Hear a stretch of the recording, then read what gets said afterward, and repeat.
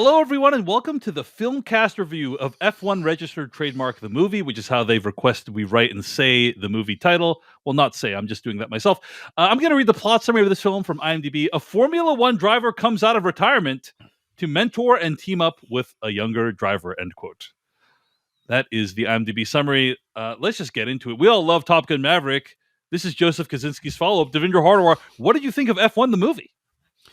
You know, it's hard not to see that this movie is like a giant ad, right? It's an ad for Apple. This is their biggest budget film ever. The first thing you see on the screen before anybody says a word is the AirPods Max. $550. If you wear them, you too can be Brad Pitt. But it's also a giant ad for F1 racing too, just like the world of it and everything. It also feels like we've seen this movie before, as you joke. Like it is the Top Gun Maverick formula redone, just in the same way that Days of Thunder was the Top Gun formula sort of redone, right? So they're still trying to make a Days of Thunder 2. I don't know how that's going to happen. It's the exact same movie. Despite all that, working against this movie, Joseph Kosinski sure knows how to make a hell of a fast car movie. You know, like the guy's technical skills, they not just iPhones and iPhone sensors in the cockpit, but they use like this array of like Sony 6K cameras, which were mounted on the cars. They can swivel. They had like the ability to like control the angle of those cameras while they're going high speed. The sense of speed in this movie, the feeling of, you know, being in a very, very obscenely fast car, I think is unparalleled. I don't think I've ever seen a racing film or any film really get that sense of speed like in a car. So I really enjoyed this movie ultimately because like it gets those things done like really, really well. Sure, the characters could be better. Sure, Sonny Hayes is like nothing as a character. It's coasting on Brad Pitt vibes. It's coasting on like a cast that's pretty talented. But there's a lot of racing. There's a lot of fast cars, and boy, do they look good. I didn't see it on IMAX. I saw it in like a premium screen for a local chain, but it still looked incredible. So I think just the experience of watching this is enough for me to like it. I wish there was more to it, though. Jeff, am I going to step on anything you're about to say if we go a little bit into the IMAX stuff right now? No, it's fine. Go ahead. Okay. So let's talk a little bit about the IMAX experience. So I saw this movie in LIMAX. It also screened locally in True IMAX. And let me just to clarify what I mean by that. 1.43 by 1 aspect ratio is what I would consider True IMAX. And then most screens around the country are what I would describe as LIMAX, which is closer to 1.9 by 1 ratio. What Joseph Kosinski has done in this movie is he has created one of the most consistent LIMAX experiences ever. The entire film is in full 1.9 by 1 aspect ratio. So it's not a full True IMAX screen, but there's no like cutting between aspect ratios. There's no like cutting back and forth. Which even Christopher Nolan does, right? Everybody does. Yes. Even when it's like you got to see this in IMAX, it's filmed for IMAX. Everybody cuts back and forth except this. Yeah, which because I of these think, cameras, also, Jeff, I know you don't look at movie posters, but the movie poster for Christopher Nolan's The Odyssey came out this week, and there's 3 or 5 lines of text on that poster, and the first line says "A film by Christopher Nolan." The second line is The Odyssey, and the third line is "Shot entirely with IMAX film cameras." So whenever The Odyssey comes out. Now, I don't know. Again, I don't know what that means exactly. Is it going to be 1.9 or 1.43 by 1 when that movie comes out? I assume it's going to be full 1.43 by 1 aspect ratio for the whole movie, and that's going to be its own event. But yes, agreed, Jeff. Until now, Michael Bay, Final Destination Bloodlines, you know, Mission Impossible, like all the movies have kind of cut back and forth or done different things to go back and forth. This is one of the most consistent IMAX experiences that has ever been devised. And it looks and sounds amazing. I'm talking about F1 Registered Trademark the movie right now. All that said, Jeff Kanata, what were your thoughts on F1 Registered Trademark the movie? Well, Dave, I guess you could say my thoughts on F1 Registered Trademark the movie are best summed up in the form of a limerick. F1 Registered Trademark the movie, by the way, is my train wreck poop cruise. I just want you to know. But anyway, go ahead, Jeff. Let's hear it. In IMAX, it raises the bar. of awesome while driving a car. With swagger and grit, it shows that Brad Pitt is one hell of a movie star. Nice. I loved this movie. Yes, it mythologizes a kind of person that doesn't exist. This is a Tom Cruise movie that just happens to star Brad Pitt. This is the kind of character that Tom Cruise plays, where it's like flawless, godlike, always right. Yeah. Delivered from the heavens to do one particular thing better than anybody else can do it. And, our only answer against the entity. Yes. Right. And that may be off-putting for some. I can totally understand how it might be. It's just mythologizing. It's like this guy is, there are people who spend their entire lives specializing in driving a specific type of car. But somehow this guy can be put in any kind of car, and he's the best there ever was at it. You got to go fast. That's fine. It's a movie that isn't particularly interested in being grounded in any kind of hard reality, and that's okay because of just how darn fun it is, and the fun is for me almost entirely in not just the races, which are amazing, but watching Brad Pitt just swagger around the screen. And it really is this conversation we've had ongoing for years now about movie stars. And you just see Brad Pitt being a goddamn fucking movie star in this movie. He's just dripping with charisma. And every bit of him, every moment he's on screen, you're just like, this guy, he's like 60. Who cares? He's just incredible. He's an amazing human being. It's like, he's sculpted out of stone and just has that can't take your eyes off him juice in his confidence, his swagger. It's amazing. I also think this is maybe until the Odyssey comes out, but this is the consummate IMAX film. It is the movie. I think, Oppenheimer can get fucked. I think this well, there's no movie. IMAX film cameras for this one. That's the thing. It's just IMAX digital. So And I get it. Like maybe it's going to be completely outshone by Odyssey when that happens. And there are sequences in other movies that may be more impressive in IMAX.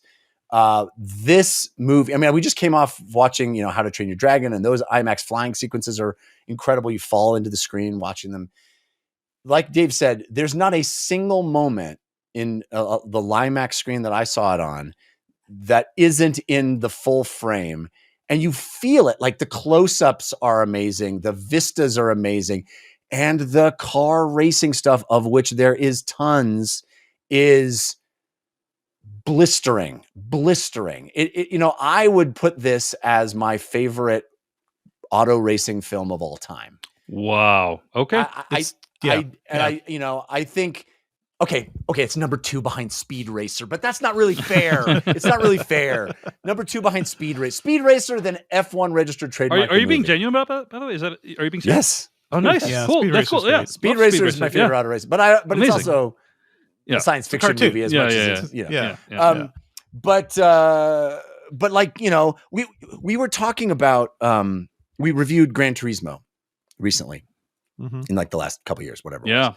I think this is the last, we had Ford versus Ferrari as well, and Ferrari itself too. But and Ferrari, but I think this movie trounces all those, but specifically in the review of Gran Turismo, I went on a rant about how that movie didn't do what you sort of have to do in any sports movie, which is use the commentator as a way to explain to the audience who may not be familiar with the minutia of this particular sport, why something is hard, cool, interesting, what the dynamics is of a given race. F1 registered trademark, the movie, does that perfectly. They got a great dude to be the voice of God, the announcer that you just hear during the races, and is just literally explaining to you why this is interesting, why this is cool, what's hard about it, why our guy might not win, or now he's winning, or all those things. The dynamic of the race is explained to you in a way that feels authentic because it feels like you're actually watching an F1 race.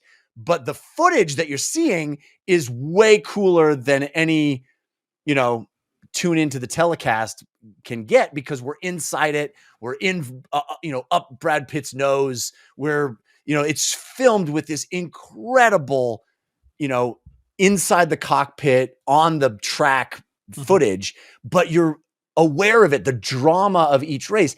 And there are a lot of races in this movie. So you really get a feeling of why this sport has become so popular and is so compelling. The movie does a great job of just showing racing in an exciting, tension-filled, thrilling way.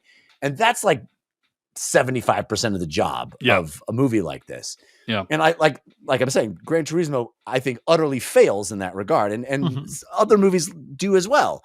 This movie knocks that out of the park. But it's also like part of the thing of F1 in the real world, Formula One racing, is high fashion and how cool it is the antithesis of NASCAR, right? It is carved out its own identity by being the glossy, glitzy, high fashion racing event. And this movie gets that too. I mean, you see these people in incredible clothes. The movie just is dripping with style and personality. And so if you're looking for that, shoot me out of a cannon, give me a wild ride with really charismatic people doing beautiful things in beautiful places, wearing beautiful clothes, nothing touches this. It's a long ass movie. I was never bored. I had a ton of fun with it. I would love to go see it again in IMAX. It's an incredible IMAX experience. Like, this is what a summer movie is about. And it's not tied to any franchise unless, registered trademark F1 is considered a franchise. But it's doing something we've seen before, but just doing it better. I loved it.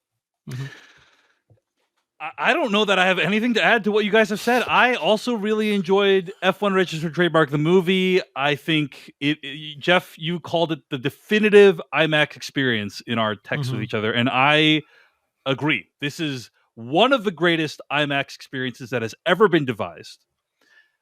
And it's a combination of a few things. First of all, Joseph Kosinski wanting to film the whole thing like in the 1.9 by 1 aspect ratio. And also, Kosinski himself, by the way, is just like very into...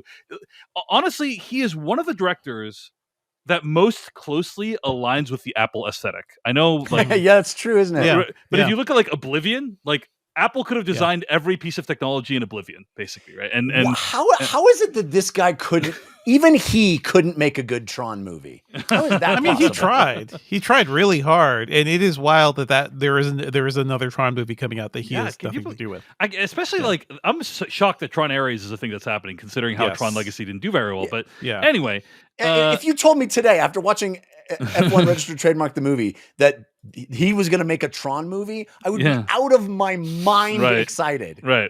And even that movie sucks. It's like, to be fair, there's good visuals. He's probably learned a lot. Because that was one of his earlier films. Now he's probably learned a lot. But anyway, everything in his movies is so clean and sharp, and there's just this aesthetic to it. And watching this movie in IMAX, it felt so sharp. Just like the resolution felt so high in a way those cameras are great. So he was using like 6K Sony cameras that were not released at the time. Yeah, so they're like I mean, typically the highest of end. Look, I understand Christopher Nolan wants to shoot on film and shit. Like, I get it. I understand the whole aesthetic. But this movie is able to offer you something that Christopher Nolan movies are not, because they are filmed in an IMAX camera to an F1 car. You can't do that. Right. A full IMAX camera. Exactly. Right. And then because of the other cameras that they're choosing to shoot on, everything just looks incredible in a way that, and again, I think film looks incredible too. It's a different aesthetic. But I was just impressed by just how razor sharp everything is. And obviously IMAX brings a good sound as well. And I agree also with every complaint that Devindra has about this movie. The character Sonny Hayes, I do disagree with two things you guys have said. Number one, yes, it's ridiculous that Sonny Hayes has mastered the driving of every single car. and that's very silly. Even But- a New York City cab, apparently. Yeah. But I was surprised at how many times the movie shows Sonny Hayes failing or messing Yeah, up. I agree. Yeah. In fact, I would argue too many times. Like to the extent where I'm like, would they really trust this person after that happened? So that's one thing. Number two, Jeff, I agree that the announcers get the job done. I don't agree that they sound authentic at all. Honestly, I'm surprised. I'm surprised that you were so positive on it. It reminds me of when you're watching like a Sony E3 presentation and you see the people doing the multiplayer or Ubisoft, and Really? yeah, and they're like, Boy, hey, I'm gonna get the package, right? And it's like people like in a very stilted. oh, you got my way. 6? All right. Yeah, you got my 6. Thanks for yeah. getting my 6. Appreciate that. It's like people do not actually talk like that. And Have you watched F1? no, but I can tell you that this felt not authentic. Like, first of all, these announcers seem to be obsessed with Sonny Hayes. In a way, they don't even mention any of the other drivers for one thing. and go ahead, Jeff. Well, that's one of the remarkable things about this movie is that it doesn't feel the need to have an antagonist. I think that's pretty amazing. That literally, like a racing movie is usually about two opposing teams, that would be going against each other and who's going to win. And this movie is like, no, we don't need that. Well, the antagonist is big business, but we will talk about all that stuff. But they made the movie happen. It's interesting to reflect also on the differences between this and Gran Turismo, right? Because very similar movie in a lot of ways. And honestly, one of the biggest differences between this movie and Gran Turismo is it really feels like they went out and did this stuff. In Gran Turismo, it felt very CG, and you could feel the difference watching it. You could feel that in this movie. Oh, it looks like they put a camera in the cockpit and they shot it and they turned it and it looks like the real thing. It feels like the real thing, and it's very intangible to describe what that is, what captures that, because I want to be clear, I'm sure there are visual effects used in this movie as well, but 100%. But just the way it feels and the fact that they went out and did a lot of this stuff, the cameras that they use, like the combination of all the conditions under which they made this movie made it feel real and authentic. And to be fair to Gran Turismo, which is a movie I did not like very much, they leaned into, I mean, the movie would show a guy playing a video game and then the car would CG form around him, right? So they leaned into the CG-ness of it and made it really stand out. But you're absolutely right. This does feel like the Tom Cruise effect, right? It's like they got Brad Pitt to do the Tom Cruise role and do the things that only Tom Cruise tends to do, which is actually get in the car and learn it and learn how to do it to a degree that you could buy that he was actually doing it. And, I don't know if this is like a, Brad Pitt keeping up with the Joneses type of a deal, or it's a dudes of a certain age deal, or if it's literally a trend in Hollywood where, hey, Top Gun Maverick made a crap ton of money. And now this director wants to do more stuff like this. And maybe we'll see this permeate in a way, where we'll get more of that in the same way that The Matrix sort of forced actors to do more of their own martial arts work and action sequences. I mean, I think that would be an interesting thing. That's absolutely the trend. We have another action movie starring Bob Odenkirk coming to theaters this year. A second one. Very exciting. So, very exciting. I think the value of doing things is there. Yeah. To that point, I honestly do think movies like Top Gun Maverick and F1 Registered Trademark the movie push the medium of cinema forward, because they're showing us they're putting cameras in places that they have previously been thought to be impossible and filming it and then forming it into a story. That is fine. The story's fine. The character of Sonny Hayes is real boring, in my opinion. Experiences virtually no growth whatsoever during the course of the movie. Just like the characters are pretty boring. Where you're really coming to this movie to see are the racing scenes, and on that front, this movie completely delivers. It's an incredible theatrical experience. It's a movie you have to see in the theater to truly experience it the way it's supposed to be experienced, and those are rare and few and far between these days. Despite all my issues, very minor with the story, it's a rip-roaring piece of entertainment. and it's why you go to the movies in the summer. So I agree. You know, I- you can't complain too much. Is the problem? Well, I think I would even dig down a little bit into what your complaints about, Sonny as a character is. I don't disagree with anything you're saying, and yet, if you didn't have a Brad Pitt, if you did that with some pedestrian actor who doesn't have that kind of swagger, I don't think this movie is as fun. I think yes, his characterization. You're saying it's a feature, not a bug. Yeah, and I think that part of the stuff you're there to this. Yes, you're there for the racing stuff, but you're also there for him. That quip that we heard in the trailer is awesome. The like, oh, how many of you won? I guess same as you. You know, like that. He does that over and over and over in this movie, where it's just like he's got the freaking comeback. He's got it, and that is part of the fun of this movie, at least for me. Yeah, it's very 80s. It's Brad very Pitt 80s. Yes, just chew the shit out of the scenery and have a good time with it. Indeed. I think that's the key. Yeah. Let's do spoilers for F1 Registered Trademark, the movie, starting right now. One of the things I felt the movie working on me in multiple ways, and one of the ways is just like you appreciate the sheer amount of technology and effort that is brought to bear on Formula One racing. I know that's the point. I know, like, Apple the wants movie it is this an way. advertisement for Formula One, right? But also, I'm like, wow, these people work hard and are smart, and so the movie is kind of working on it's achieving its goal in a way, because you see all the behind the scenes of how they design the vehicle and how fast the pit crew needs to work, which is super cool. They need to take all the wheels off and put it back on in under 7 seconds, and it's just 3 seconds. It's really wild. impressive. This movie does the bravest thing I've ever seen an Apple produced film do. Will Sonny Hayes' AirPods Max touch water? he's laying down the ice bath and he's wearing the AirPods Max.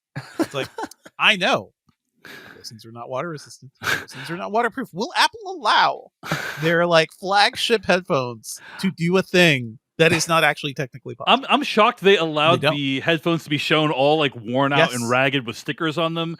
But I know people were like, it would not make sense for Sonny Hayes to have a unblemished, perfect condition AirPods I think Max. That's the entire point. Like something you love, tech you love, it has those blemishes. You live with it. It's a part of your life. You spent $550 on headphones. Yours could look like that in 6 months, and then you could be as cool as Brad Pitt. Absolutely, that's really what it is. Absolutely. But that ice bath scene, I'm sure there was some Apple executives like, no. The one thing you cannot do in this movie is let those headphones touch water. Cannot happen. It is. I think it was a very astute point you made, Dave, about the fact that this movie is the Apple aesthetic. Yes. Those scenes where we're in the room where they're testing and designing the new, the new form of the car, and everything is beautiful and slick, and you're seeing the wind shear going over the car and how the resistance, all of that just felt so awesome. And you really feel like, and even they're like, the fact that they have meetings. Yeah, I love the meeting room before they do the race. Everyone has headphones. Everybody has to have their own microphone and earphones. Like they're sitting 2 feet from each other. Headphone talk. It's so bad. Yeah. Just dripping with the movie's dripping with money. It just feels money everywhere. Money on the screen. Money in their clothes. Money. Javier Bardem looks badass in every shot he's in this movie. It's an aesthetic. It's a lifestyle that this movie is demonstrating. Mm-hmm. So I gotta say, I was really curious how this. We talk about movies and how they pace their fight scenes, right? And you don't want to, or Mission Impossible movies and how they pace their action scenes, and you don't want to have the big cool action scene early on, because then what are you going to do for the finale? And the whole time I was wondering to myself, how are they going to top themselves? In this movie, how are they going to? Because the first of all, the opening race scene is incredible already. It's already amazing, and I'm like, oh wow, that was one of the most incredible racing scenes I've ever seen in my life. And then you mean the Daytona one?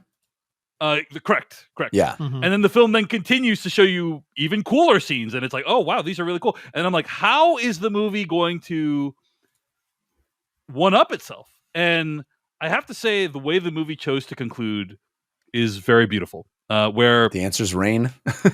no, he gives this talk about Yeah. how when he is racing, he feels like the world disappears. Yeah. And then the very final sequence of the final race scene is it puts you into the first person POV of his car, and it's like the whole sound vanishes and is quiet, and it's very beautiful. It's very beautiful. It's very transcendent. It's like, oh wow, the movie found a way to kind of make that final race special in a way that the other races weren't. And so I really love that. Just wanted to give a shout out to that final sequence. I agree. It's a beautiful moment. Also feels very Apple, very Zen, Yeah. like meditative moment. Your flow. You're in your flow. Yeah. You're in your flow state. Yeah. I Totally. think it's batshit insane that this is a sport that they don't stop if it starts raining. Like that's insanity. Yeah. Like just everybody stop the race. It's raining now. Let's all not do this now for a little while, These tires guys. were not built for this. Yeah. Speaking of insanity, I thought it was weird that the way Sonny Hayes seems to get a lot of his success is by basically abusing the rules of F1, right? Yes. And, Cheating. I'm surprised that like F1, I have to, I'm 100% sure that the executives at F1 saw the script and maybe even saw the final cut and had some veto powers over. I'm not sure about that part, but like I know they saw the script and that they allowed this depiction of F1, which is like, hey, this guy who like knows all the rules and knows how to like get around them and basically infuriate people with his abuse of the rules. He's kind of the hero of the film. I thought that was kind of interesting. So, and he does a great job. It's basically, from what I can tell, I know nothing about F1 from context, but from context clues, it seems like damaging your car slightly is a key to winning some of these races. I wish I had more knowledge of the sport because I wonder how much of that is even possible or how much of that has been tried before or any of the precedent for, it just feels like a number of those things. I'm like, they would just throw this dude's ass out right now for doing that kind of cockamamie bullshit. One of the big moments in the theater for me watching the movie, when there's times when you watch a movie and the movie is doing a good job of whatever it's trying to do, is when Damson Idris' character crashed. Yeah. And everyone in the audience went and there were gasps. Yeah. Gasps. It's an amazing it's a pretty shot crazy too, crash. the way they do it. Yeah, the way it's filmed, it's incredible. And it's painful because, if you've ever played multiplayer online gaming, you know what it's like when you're telling the guy like, hey, don't hit the thing until this point, and then the guy doesn't listen to you, and then something tragic happens. And this is totally comparable to that. It's totally the same. Yeah, it's the same exact thing. That's Leroy Jenkins. He's a legend. Yeah. But that's the thing is Brad Pitt was like, no, it's not time yet, and he's like, no, I can do it, and then tragedy erupts. It's a brutal sequence. Of course, nothing. He suffers seemingly no ill impact whatsoever from it. His hand hurts a little bit afterwards. It got burned out. Everything. Well, that's the safety protocols in F1. They're very high. Yeah. I also thought that just from a technical standpoint, it's an impressive sequence because the conceit, and I think the truth of it, is that these guys don't have direct communication to each other, but they each have direct communication to the team. And so in order for the movie to communicate, hey, he's telling this dude to not do something that he then does, but he has to do it through, each of them has to do it through a different third party. Like that's just hard on a script level to work out. And they somehow managed to pull it off. I thought that was pretty cool. Devindra, have we talked about the Pusher trilogy, the Nicholas Winding Refn movies, right? I mean, back when those were a thing, but yes, we talked about them. You've watched the Pusher trilogy? I've watched the first two. I have not seen the third. Yeah. All right. So for those who don't know, Nicholas Winding Refn, great filmmaker. He made Drive. Before he made Drive, he made this thing called the Pusher trilogy. And it was so cool. So the Pusher trilogy, each Pusher film is about a different drug dealer, basically. And the main character in Pusher 1 is played by Kim Bodnia, who was Kerry Condon's partner / boss. Yeah. In this movie. So if you're Nicholas Winding Refn fan, you saw Kim Bodnia in this movie, and he was good. He had a lot of personality. He had like 8 lines in this movie, but he was great. Speaking of people who didn't have that many lines, did you guys hear that Simone Ashley was completely cut from this movie? Yeah. It was really so Simone Ashley was apparently supposed to be in the movie, and then I was trying to figure out where she was. Because I heard she was like still in the background of some of the shots. We see her like once, I think. Right. And I was trying to figure out like, where would this character's arc have gone? And it's just completely gone from the movie. There's no. What do you know? What she would have supposed to have been? She was gonna be Damson Idris's romantic interest. I think that was what it was gonna be. Is my sense. But it reminds me of how Manny Jacinto was completely erased from Top Gun Maverick, and I was so excited to see him in that. I'm like, man, I get that these movies are long, but it stinks. Well, you know what could have been removed? He apparently trained hard to be in that film, so it's like, it sucks to shoot a bunch of stuff and then you're just cut from the final film, you know? Yeah, but the check still cashes. Yes. I don't know if the residuals do though. You know what I'm saying? Yeah, anyway, that's true. Well, if she's still in one of the background scenes, then she'll still get residuals. Maybe. The movie is long. I didn't think it was too long, but there is the entire balcony scene with Pitt and Kerry Condon, like him literally just restating his. We already know every single thing he says in that scene. He's just standing on it, and he delivers it well. I thought Brad Pitt is like the only moment in the movie with any kind of character, but we know all of it already. I'm like, that entire sequence could have been excised, and we lose nothing from this movie. But we need to have Brad Pitt acting hard a little bit. So I do think the romance is pretty throwaway. It's not the greatest romance, and but it is kind of sad. It is kind of sad at the end when Kerry Condon sees him there, and he's like, "Well, I'm off to my next thing. You couldn't tame me, Kerry Condon. I'm off to my next thing." That's a little ridiculous, isn't it? Because it's like, buddy, what did we actually learn here? What did you learn here? Because you're chasing this high. You got the high. You got this team here. Running off to a race in Baja is not character growth.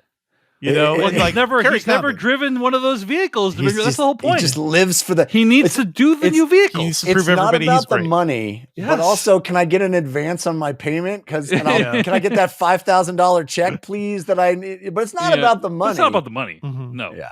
Don't you dare make that mistake. Yeah. Yeah. Anyway, any other thoughts on F1? You can't really drill deep into Sonny Hayes. He's not. He's a comic book character. He's not a real human being, and that's okay because whatever. It is kind of insofar as there is a villain, Jeff. There is the Tobias Menzies character, right? Who is this kind of private equity / tech bro type dude. He's in a 2 hour 40-minute movie. He's a villain for the last 10 minutes. Yeah. It's like 2 hours and 20 minutes, but he's like in the movie for like 20 minutes. And there is a cool thing where Brad Pitt's like, "F you, I'm doing this my way." He sends him the middle finger emoji. That's kind of cool. But also pretty sure that character commits some federal crimes. During the course of the movie. Yeah. Like he's literally forging documents to impact the valuation of this F1 team. Yeah. And it's cool. It's a good thing that Sonny Hayes is such a cool bro to keep that on DL. Yeah. Otherwise, Tobias Menzies would be dealing with a lot of legal trouble. Most unrealistic part of the movie, guys. Anyway. All right. Any other thoughts? Otherwise, soundtrack's awesome. Good stuff. Hans Zimmer just reusing Gladiator, isn't he? Like there's like the Gladiator hero theme is in this movie. And I see that. I don't know if I heard it, but it's very, definitely very familiar. similar. It definitely sounds familiar. Similar. Yeah. So anyway, I think this might be my favorite summer movie so far. This movie. It was a blast. I loved it. Yeah. What else is there? Right. In terms of this summer, Elio is up there. I had a Monday, Tuesday, Wednesday where I saw 28 years later Elio and F1 registered trademark the movie tops. I was like, Yeah. tops. Yeah. 3 movies Great. that I thought were fantastic back Yeah. to back to back. Awesome. Yeah. It's been a great summer so far. And at the end of the day, it is really impressive that Joseph Kosinski made a movie. Thank you so much for watching this video of the Filmcast. Check out these other videos that we have available, and be sure to hit like, subscribe, and hit that bell icon to get other videos from us in the future. You can also go to thefilmcast.com to catch all of our audio podcast versions of all of our episodes. And support this podcast at patreon.com/filmpodcast, where you can sign up for ad-free episodes and exclusive After Darks. Thanks so much to everyone who makes the Filmcast possible.